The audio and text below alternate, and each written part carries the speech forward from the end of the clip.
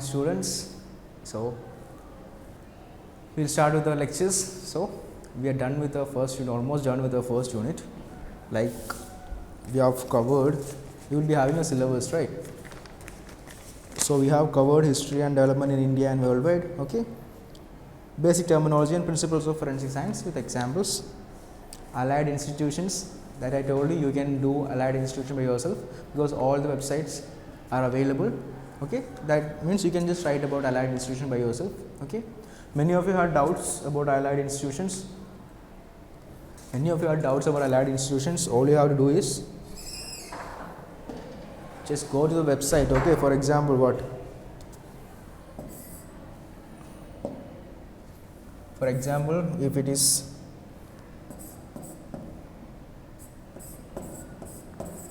CF Central Fingerprint Bureau, for example. So what you have to do? You have to go to the website. Then you can know. From the website you will get to know the director, right? Present director. That you will get to know. Their vision and mission. That also you will get to know. And if you have any other informations from the website, you can write that also. Okay, no need to write like so many pages and all. Just in one page you can brief it about. One page. Okay, nothing more than that. So you will have to do the allied institutions because everything has their own website. So it won't be any difficult to find out the information about these institutions. So you have done that. You are done with this. Then different agencies in crime detection. Okay, that we have done. CBI, CID. All this I did because you won't get the institute, like official website you won't be getting. Okay, so all those things I did, that we have completed. RAW and all we have completed. CRPF, all those things we completed. Then I'll be sending you the PPTs. Don't worry, I'll send the PPTs in the group. Then forensic science laboratories, DFSS, CFSL, State Forensic Laboratory. All this we completed. DFS I explained you. Then various divisions, that also I explained. ISO 17025, that is done. NABL, that is also done. Then opinion report from FSL. Last lecture we learned about how to write the reports. Okay, so that's also done. So we are almost finished with the first unit. Second unit is all about criminal justice system. Okay, it's all about law. Okay, so before studying forensic also you have to get to have a base of law. Law is very important. So if you are living in India, you need to get to know about the laws that prevail in India. Okay, so we'll start with the biggest apex law, and we'll start with the Constitution of India itself. Okay, so we'll start with the Constitution of India, our criminal justice system. We'll see that.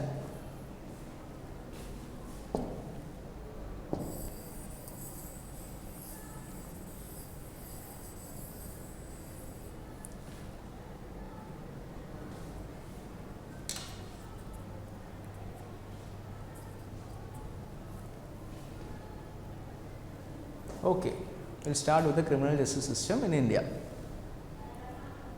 So, when was the independence? Independence was on 15th August 1947. Everybody knows that. Okay, and sovereign became a sovereign state. That means our constitution came in, and India was capable of doing its internal functions by itself. It doesn't need any outside power. Okay, before that British used to help India, right? So after becoming a sovereign means India had all the powers to take care of its own matters by its own. Okay, India was independent of any other country on January 26, 1950. That means that is the date when our Constitution of India came into force. Okay, that is known as Purna Swaraj. Okay, it's known as Purna Swaraj also, and that is celebrated as Republic Day.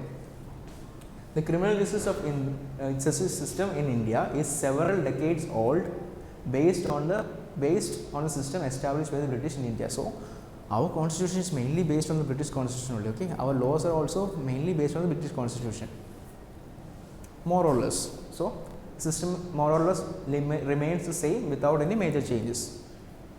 Okay, the Constitution of India provides a federal system in which legislative powers are divided between central, state and local governments. It is the federal law of India is the Constitution of India. Okay, it provides, it shows what state government should do, what the central government should do. Okay, all those things it provides. Article 246 read with Schedule 7 like demarcate legislative power. So, in these articles if you read that, you will have three lists. Okay, one list is known as the union list, state list and concurrent list. That list shows that which like central has power for some, okay, and state what all things state has power for, and what all things both center and state together can do. That is known as concurrent list. Okay, so I will tell you about the list. Union list, state list and concurrent list. Union list means center makes a law for that. Okay, central makes a law for that, center makes a law. So, example has subject of national importance, anything of national importance. Okay, union alone can make law, only the central union can make the law. Okay, not the state, it doesn't depend on the state. Example, defense, banking, currency, foreign affairs. For example, if you are taking a state, Maharashtra is not concerned with the defense of India, right? Union is concerned with the defense of India. Okay, so all those things, laws are made by union, that comes under the union list. Then state list is something that laws are made by the state. Okay, so has subject of local or state importance. Okay, state government alone can make the laws. So, police, trade, commerce, all those things like for example, Maharashtra police doesn't come under center. Okay, it comes under Maharashtra. Okay, so all those laws for them is made under Maharashtra police. For example, Kerala police, they have a Kerala police act. Okay, just like that Andhra Pradesh police, they will also have their own police acts. They doesn't work under the center, they work under the state government. Concurrent list means a list which is made by both union and state together. Okay, so has subjects of common interest, both state and center. Both center and state can frame the laws. For example, education, forest, trade, marriage, adoption, all those things, both center and state government together only forms a law. Okay, if center is telling like woman can marry at 18 years of age, that doesn't mean one state can oppose that and tell that in our state woman can marry at 12 years. Okay, so that is both center and state together forms the law. And if any conflict is there, okay, if any conflict is there, then the law of the center only will be prevailing. Okay, whatever center has told, that will be prevailing. If any conflict is between the state laws and the central laws in concurrent list, the laws made by the center only will be prevailing. Okay, so Schedule 7 consists of three lists, that is a union list, state list and concurrent list. Union list means things of national importance, okay, that the laws are made by union alone, not state, union alone. Just like example for your defense of India is by union alone, not by the states. Okay, state list of state importance, whatever importance the state, all the laws will be made by the state. For example, police, trade and commerce, all those things will be made by state government itself. Concurrent list means both state and center can make the laws. Okay, example, education, forest, trade, and whenever there is a conflict between state and central government in concurrent list, the central prevails. Okay. Yes, Indian judiciary system is unitary in nature, which means court has the power to adjudicate on both central and state laws. There is no separate federal and state judiciary in this respect. Unitary means that Indian government, like the courts, for example, state government has a high court. From high court you can go to directly go to the union court, that is Supreme Court. Okay, that means all the judiciary is just one. Okay, judiciary acts as one. Okay, it's not like state, whatever state tells gives a law. Okay, in high court that you have to follow. It's not like that. You can appeal that law in the Supreme Court. Okay, because all the judiciary in India is unitary.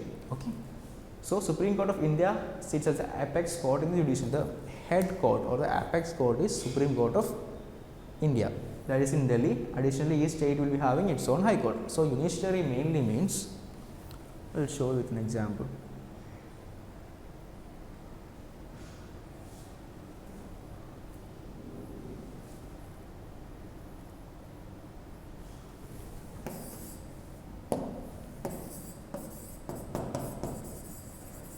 Unitary means, for example, in India, what happens? In India, we have state. For example, state high court is there. Some case happens. Okay, it doesn't mean that India, for Kerala state, for example, Andhra Pradesh state or Maharashtra state, the laws are different. It's nothing like that. The laws will be for the entire India. Okay, so if a conflict is there in High Court, you can directly appeal to the Supreme Court. Okay, it's not like every state will be having their own law, nothing like that. Okay, the laws and the fundamental rights and duties and everything are equal for every citizen of India, the entire states. Okay, not like one state will be having one particular law, not like that, but that is an unitary system. But there is another system. So, for example, in America, for example, in US, okay, they don't follow this unitary system. Okay, they don't follow this. For example, in US, they don't follow the Indian system of unitary courts. Like there is US, okay, there are states like, let there be Texas, okay, and then there will be Florida,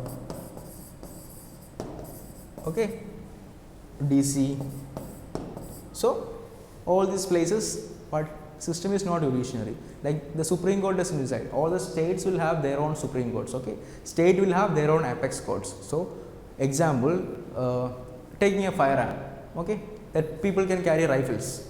People can carry rifles. That may be a law in Texas. In Texas, you can carry rifles, but if you pass to Florida, that's a crime. Okay, you cannot carry rifles.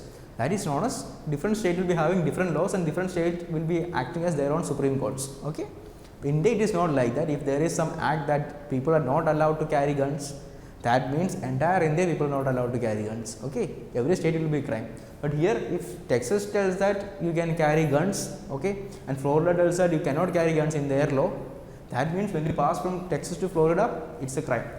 Fine, that is the difference. So India follows unitary system.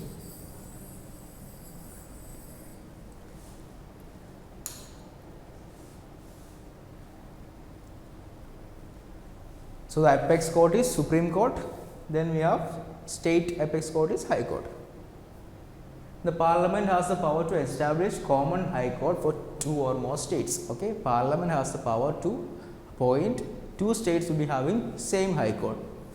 That Parliament has, for example, Mumbai and Goa. Okay, two different states. Sorry, Maharashtra and Goa, two different states. Okay, we having one High Court, Mumbai High Court. Okay. That way, Parliament, for example, Kerala and Lakshadweep, okay, two different states, they will be having one High Court, that is in Kerala. Okay, that Parliament can decide. High Court are the apex of the state judiciary, below which there are set of subordinate courts. High Court is the apex of state judiciary, below which we will have so many chief judicial magistrates, first class, metropolitan magistrate. You will have a chapter on classes of courts, then we will teach all this. Yes. One major distinction between India and other common law countries is that India does not follow the jury system. India does not follow the jury system. Jury means like there will be a set of people. Okay, when you are facing a trial, there will be a set of people known as jury. Okay, these people can decide the result, like judgment. Okay, the judgment is not based on the judge alone. The jury can decide. Okay, that is known as jury system. In France and all, jury system is taken, but India, nothing like that. The judge has to decide. After hearing both lawyers, the judge will give the judgment. Okay. Here in jury system, there is a group of people. Okay. They will hear all this, the things between lawyers, the attorneys. They will hear and they will decide. Okay. They will decide that it's not solely based on. They will decide the judgment, and this judgment is not solely based on the main judge. Okay. That is known as jury system. In jury system, India didn't take in jury system, okay, because it can be biased. If like it can be biased. Biased means like if you think that that person is like a relative or something. If you are in the jury system, okay, or if you know that person, and if you are in the jury, you can give your opinion like in the favor of that person, right? So jury system can be biased also. So India doesn't follow the jury system. Okay, countries like France and all follow the jury system. Constitution of India, okay, our federal law, that is the Constitution of India. The Constitution of India is the supreme law of India. This is the supreme law of India. It frames fundamental political principles, procedures, practices, rights, powers, duties of the government. So it has all the fundamental rights, the fundamental routines, okay, the practices, everything is given in the Constitution of India. Okay, it's good that if you read the Constitution of India, okay, you'll have to know about your fundamental rights also, everything, fundamental duties, not just rights, there are so many fundamental duties also, all those things constitution has mentioned. Okay. It imparts constitutional supremacy and not parliamentary supremacy. Parliament cannot override it. Okay. Constitution of India cannot be like, you cannot change the constitution of India by the parliament. Okay. They can only amend it. Okay. Amendment, adding more sections. Okay. You cannot erase a section from the constitution of India. That is because constitution formed by the Constituent Assembly. It was formed by people of the Constituent Assembly, not by the Parliament, and because of that Parliament cannot change it. Okay. They can only amend it. India has the world's longest written constitution. Okay. The world's longest constitution, India's constitution, at its commencement, when the time it was written, it had 395 articles and in 22 parts and 8 schedules. Okay. It had 395 articles in 22 parts and 8 schedules. Okay. At its commencement, it had 395 articles, 22 parts and 8 schedules. So currently Parliament had amended so many times. Okay. So currently it has a preamble, 25 parts, 12 schedules, 5 appendices, 448 articles and 101 amendments. Okay. That is a current it has 25 parts, 12 schedules, 5 appendices, 448 articles and 101 amendments. Okay. There is also preamble. Preamble just means introduction of constitution. Introduction. And I will tell you what is preamble. Yes. So brief history.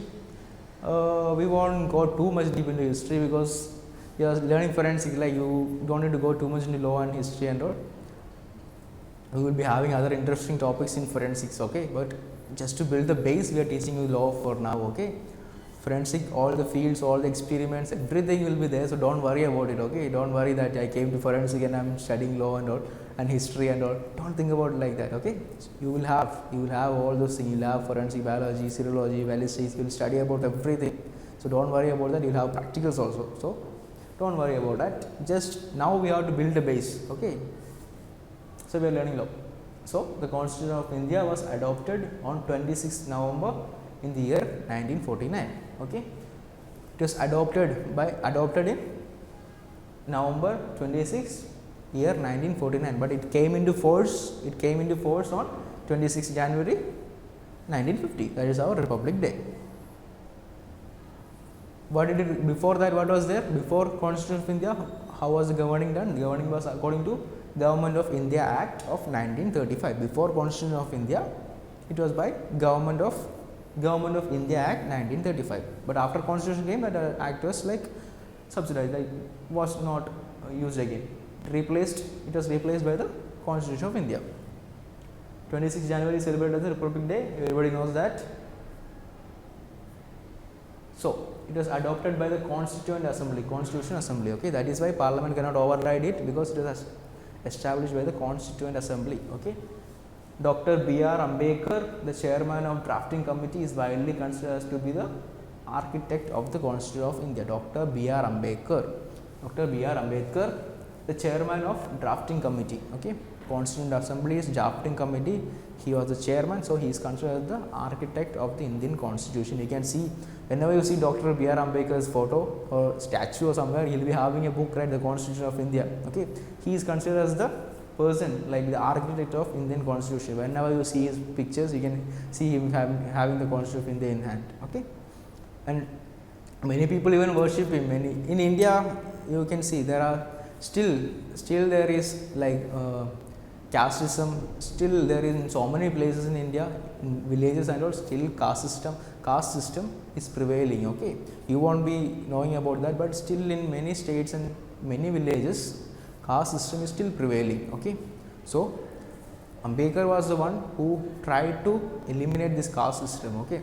And he wanted to bring up like the scheduled caste and scheduled tribes. So he wanted to bring them to the center. He wanted to he wanted to give equal opportunities for them also. So he was like the pioneer in, like he gave the whenever you have an exam or something, right, the reservations and all, he was the one who provided the reservations and all those things. So in many villages also you can see people worshipping Ambedkar. Okay, because there are so many caste system still exist in India. It's not totally eliminated. Okay, so Ambedkar wanted to eliminate it totally, and he also gave some reservations to bring up the backward class, okay, to help the backward class come and to get all the resources like equally, okay. So he is considered as God in some, like people usually worship in villages and all.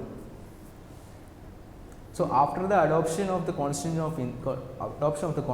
the Union of India became the contemporary and the modern Republic of India, okay. Before it was Union of India under British, now it became modern Republic of India. Preamble. So preamble, our constitution has something called a preamble, okay. Preamble is like an introductory page to the Constitution of India, okay. It was given by Jawaharlal Nehru, okay. So preamble is an introductory statement in the document, in a document that explains the document's philosophy and objectives, okay. So Constitution's preamble just explains briefly about the philosophy and the objectives of the Constitution. What is it for, okay. The idea behind the preamble to Indian Constitution was laid down by Jawaharlal Nehru. So he presented something called an objective resolution that was taken as the preamble afterwards. Yes, components of preamble. It is indicated by the preamble that the source of authority of the Constitution lies within the people of India.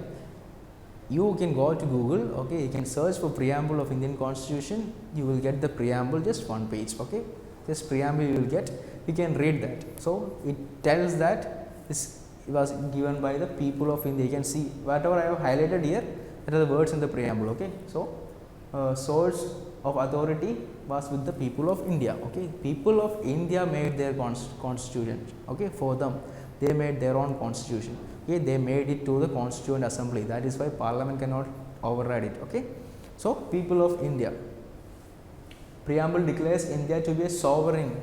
Preamble declares India to be a sovereign. Sovereign means India has the capability to like maintain law and order by itself. It doesn't need any other countries, okay. It doesn't need the other countries help to maintain its law and order. India is fully capable, fully independent of maintaining its own law and order, okay, and maintaining its own people's resources and laws and order, everything. India is capable of itself, okay. It's an independent nation, it's capable, it doesn't need any help from the foreign countries or British or anywhere. So that is meant by sovereign. It is socialist. Socialists don't take it into a communist view. Socialist just means that public and private sectors are given equal opportunities, okay. Secular. Secular means it's mainly considered the religion, like Indian people can choose any religion they want. They can like state. The state will not have religion of its own. Like for example, you are taking Gujarat. Gujarat will not like it won't have a like religion of its own, okay. That states will not have a religion of its own, but people are free to take whatever religion you wish to, okay. That is known as secularism or secular. And the democratic republic. Democracy means people elect their leaders, okay. We vote. After 18 you will have the you can represent voting as a voter. You can vote your leaders, okay. You can vote your MPs, MLAs to the Constituent Assembly, okay. You can state assembly you can elect, then you can vote for the okay, parliamentary elections, all those things. People of India say democratic means people choose their own leaders, okay. Yeah, that was just an introductory statement. We have this also mentioned inside that the objectives stated by the preamble are objectives stated as secure justice. That means you must have the justice in the country. Like if your justice is denied, you have all the authority to go to the court and get your justice. So justice. Liberty. Liberty means as an Indian citizen you have the freedom to roam around. You have so many freedoms. You can roam around in any state free, okay. Nobody will restrict you, okay. If you are going from if you are going from Andhra Pradesh, okay, to Maharashtra, the next state, nobody will stop you in the border and tell that this is Maharashtra, you can't enter, okay. As an Indian citizen, you have the liberty to move through any state. You can build a house in any state, you can stay there. You have the freedom, okay. Then equality. Every citizen must be considered equal, that is equality. And promote fraternity. Fraternity just means a brotherhood, okay. You know the Indian pledge, right? All Indians are my brothers and sisters, okay. So just to maintain brotherhood with its people, okay. That is fraternity, and to maintain unity and integrity of the nation. The date mentioned is in the preamble when it was adopted is November 26th, 1941. So, November 26, 1949 we adopted the preamble into the constitution. Okay. Preamble is just an introductory statement about what the constitution is about and what is objectives and all. Okay. We can go to Google, search for preamble of Indian constitution, you will just get one page. Okay. You can read that. As an Indian citizen, you will have to know about the preamble. So, read it. Fundamental rights. So, now we got a brief idea about the Constitution of India. Okay. Now, in your syllabus you have fundamental rights. Okay. There is no fundamental duties mentioned. So, we will be only taking about fundamental rights, but you will have to know about fundamental duties also. As an Indian citizen, you have some duties also. Learn about fundamental duties when you get the free time. Okay. But now in our syllabus we will only go with fundamental rights. So, what are fundamental rights? Fundamental rights are the basic human rights enriched in the Constitution of India, which are guaranteed to all citizens. So, it is like the basic human rights that Indian Constitution guarantees to every citizen in India. If you are born as a citizen in India, you will have the fundamental right. Okay. They are applied without discrimination on the basis of caste, religion, gender, etc. Okay. Caste, creed and sex, they don't discriminate between that. Okay. Men and women is not a problem, Hindu or Muslim not a problem. Okay. Different state not a problem. Fundamental right is equal for every citizen of India. Okay. Significantly, fundamental rights are enforceable by the courts subjected to certain conditions. Okay. Like certain conditions, like if there is something like war going on or something, or there is a big communal right, okay, then courts can decide, okay, that restriction to freedom of movement, okay, restriction to some fundamental right. If there is some riots and all going on, then they can restrict some fundamental rights. COVID-19 situations, you are not able to move to other states and all, right. So, courts can restrict it sometimes for the national importance. So, fundamental rights are enforceable by the courts subjected to certain conditions. So, how many fundamentals are right? There are 6 fundamental rights. First one is known as right to equality, that is from Article 14 to 28.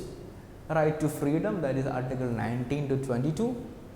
Right against exploitation, that is 23 to 24 articles. Right to freedom of religion, that is Article 25 to 28. Cultural and educational rights, that is Article 29 to 30. And right to constitutional remedies, that is Article 32. So, in the Constitution of India, you will have so many articles. You can download a PDF of Constitution of India. You don't have to study the entire Constitution and all, but if you wish, you can. But you can just download the PDF of Constitution of India. Just go through all this. Okay. As an Indian, you need to know all your fundamental rights. So, go through all this, okay, when you have a free time. That will be good for you. Not just for forensic, also you will need the law. You are an Indian citizen, you will need to know the law. Yes, first we will go with the right to equality. Right to equality is Article 14, 15, 16, 17 and 18. Okay. So, equality to law and equal protection of laws. Okay. Every Indian citizen is equal in the eyes of law. That is a fundamental right. Okay. May it be people in Mumbai or people in Gujarat, won't be having different laws. Okay. Everybody will be having same laws, and everybody, if you have if you are a doctor, engineer, farmer, whatever it is, in the eyes of law, you are just a citizen of India. Okay. You won't be having titles, you are just a citizen of India. Okay. So, that is known as equality before law. Social equality and accessibility to public areas. So, in ancient times, they were like upper caste only used to have some kind of well and all. Okay. So, okay, there will some programs that only upper caste people used to come and join. Think like common well, all these lower caste people couldn't take their water from the well. All these things were existing in India. Caste system was very high in India. Okay. After the constitution, this caste system was abolished. Like social equality and access to public areas. Not just upper caste will come and drink from the well. Anybody can come. Okay. Not according to caste. Okay. In museum or any public place, everybody can go. Every citizen of India can go. Okay. Not like upper caste people only will go here. Nothing like that. Okay. Indian schools and colleges, anything. So, there is social equality and equal access to public areas. Equality in matters of public employment. Public employment also anybody can apply. If you are eligible, if you are an Indian, if you are eligible, you can apply. Okay. Abolition of untouchability. Okay, same as the above. Caste system was prevailing in India. Okay, all these lower caste people, they couldn't come even near the upper caste people. Okay, there was untouchability. All these lower caste people, they don't never used to touch these people. Okay, they never used to go to temples and all. If the lower caste used to go to temples, they used to wash the temples. Okay, cleanse it again for the upper caste. Things like that was very much prevalent in India. Okay, so after the constitution came in, they abolished untouchability. Okay, they abolished untouchability totally. Abolition of titles. Abolition of titles means like titles like sir. Okay, all those things, whatever titles is given by the state or the center or whatever it is, he won't be having the titles in a document or something. He will not be having the titles. For example, just for example,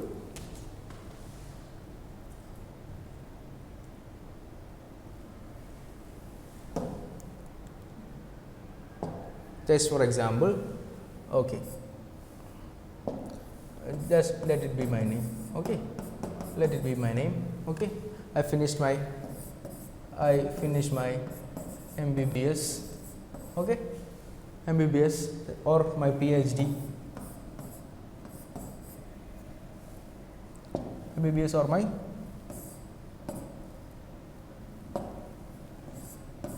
PhD. Okay, then what will I get? I'll get the doctorate degree, right?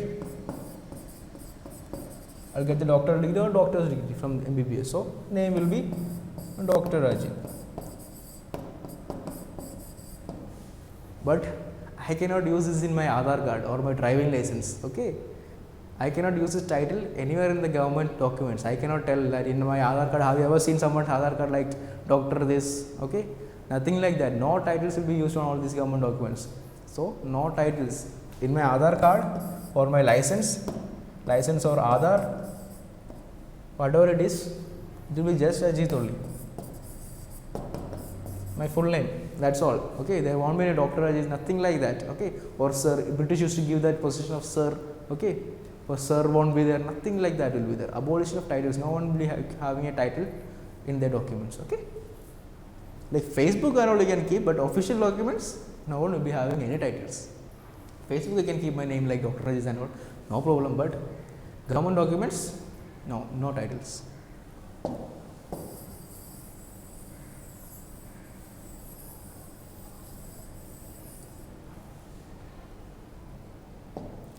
So that is known as abolition of titles.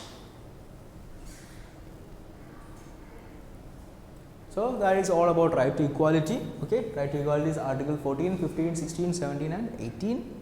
Okay, equality before law and equal protection of laws, social equality and access to public areas, equal access to public areas, then equality in the matter of public employment, abolition of untouchability, abolition of titles.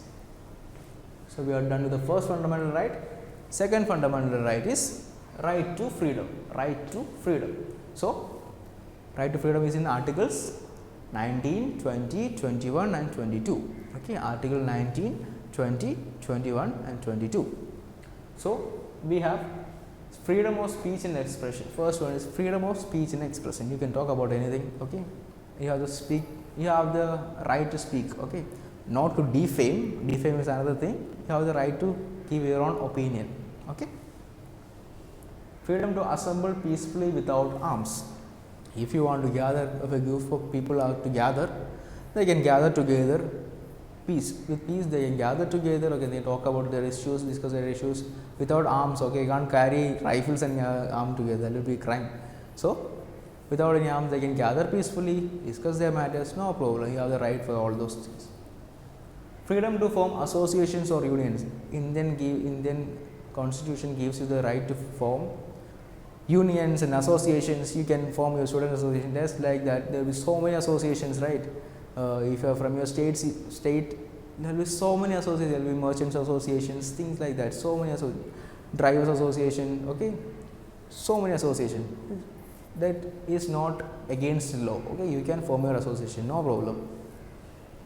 Freedom to move freely through the territory of India. I told you, you have the right to freedom to move freely to anywhere. You can take your bike and go from Kanyakumari to Ladakh, no problem. Nobody will stop you. Okay, you are an Indian citizen, so you have all the right to pass through all the territories of India. No problem. Okay, so that is known as right to freedom. You can also have the power to settle anywhere. Okay, if I am from Kerala, I want to settle in Maharashtra, I can do that. That is my fundamental right. Okay, no problem with that.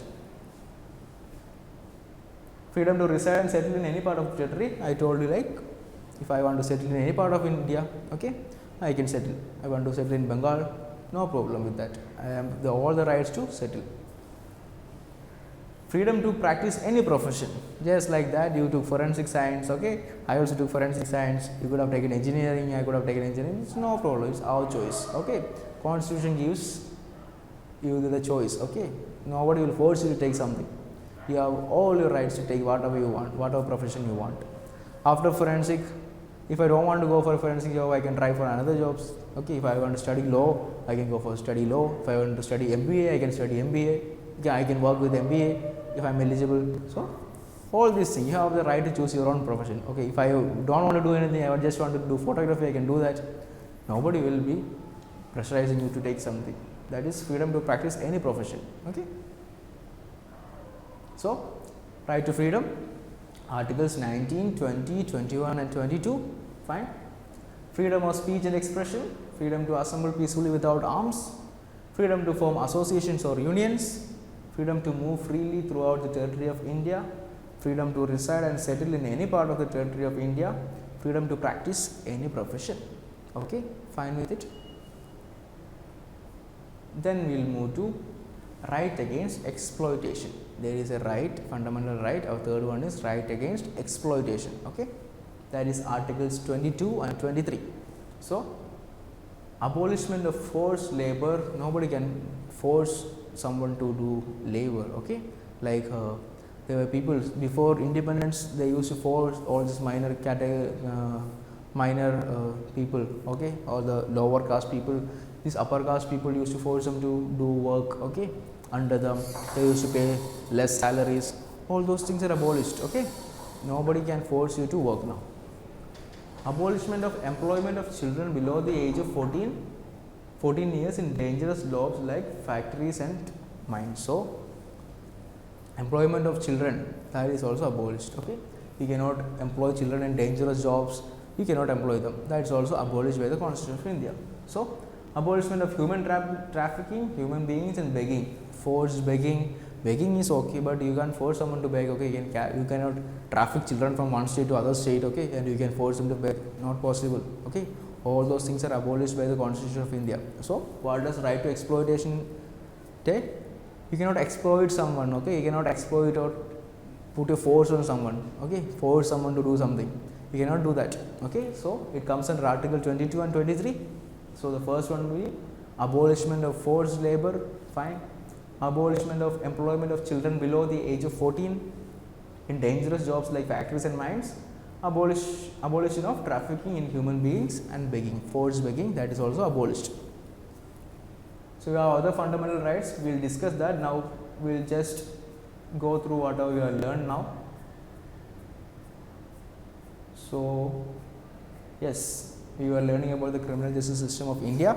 Okay, we started with the introduction, that independence date and all, 26 January 1947, sorry, August 15, 1947, that we learned the Independence Day. Then we have Republic Day, our Constitution was forced, all those dates we learned.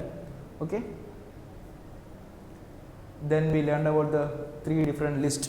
One is the state list, union list and the concurrent list. I told you about the state list. Like union list, only union has the power to make laws, like defense, states are not concerned with the defense of India, union is concerned. Okay, then you have the state list. State list means state government alone can make the laws. Okay, concurrent list, both state and central government can make the laws. Okay, and if there is any conflict between the state and central government, what happens? The central government's laws will prevail.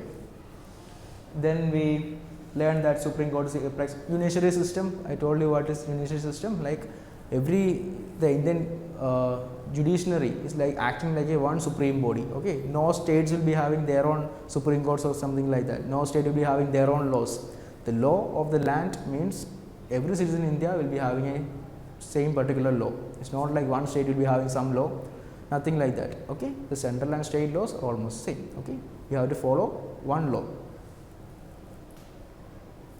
Yes, then we learned about the jury system. I told you about the jury system, that in India there is no jury system.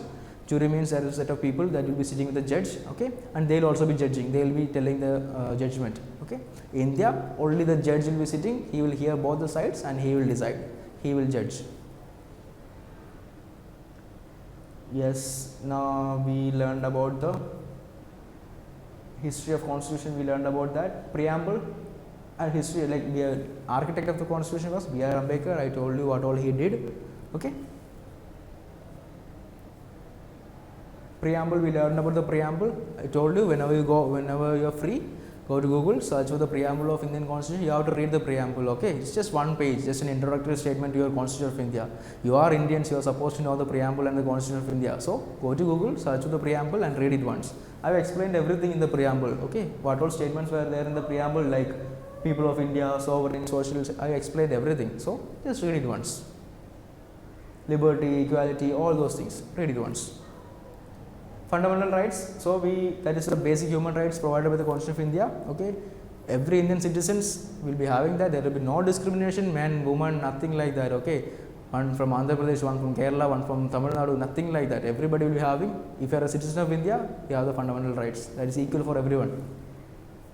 So we learned about the first three we learned about: right to equality, right to freedom, right to exploitation, right against exploitation. Okay, first three we are done with the first three.